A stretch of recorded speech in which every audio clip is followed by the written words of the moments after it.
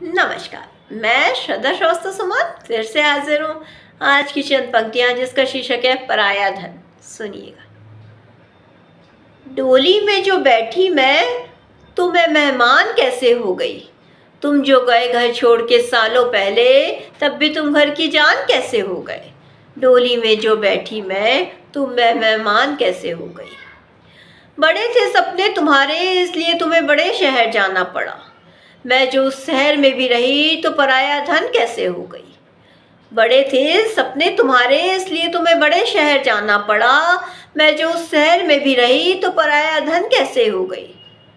फर्क नहीं है लोग कहते हैं, वैसे तो बेटा हो या बेटी हो, मगर फिर भी बेटियां पराई होती हैं। ये कहावत कैसे बन गई।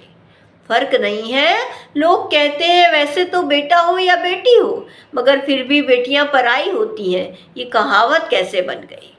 डोली में जो बैठी मैं, तो मैं मेहमान कैसे हो गई। तुम जो गए घर छोड़ के सालों पहले, तब भी तुम घर की जान कैसे हो गए। डोली में जो बैठी मैं भी कमाती हूँ, फर्ज बेटों सा निभाती हूँ। तुम विदेश भी गए तो भी अपने हो, मैं ससुराल क्या गई, मेरा घर जो मेरा अपना था वो मायका हो गया। मैं भी कमाती हूँ, फर्ज बेटों सा निभाती हूँ।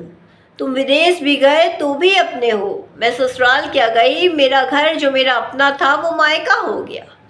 आती हूँ जब भी घर तो पूछा जाता है, कितने दिन के लिए आई हो। वहाँ की जिम्मेदारी अधूरी तो नहीं छोड़ कर आई हो। आती हूँ जब भी घर तो पूछा जाता है, कितने दिन के लिए आई हो। वहाँ की जिम्मेदारी अधूरी तो नहीं छोड़ कर आई हो। डोली में जो बैठी मैं, तो मैं मेहमान कैसे हो गई। तुम जो गए घर छोड़ के सालों पहले, तब भी तुम घर की जान कैसे हो गए। विदाई तो बेटों की भी होती है, फिर एक अकेली बेटी कैसे विदा हो गई। कहने को तो दोनों अपने हैं, फिर एक बेटी कैसे यूं जुदा हो गई। अपनी होते होते कैसे पराया धन वो हो गई।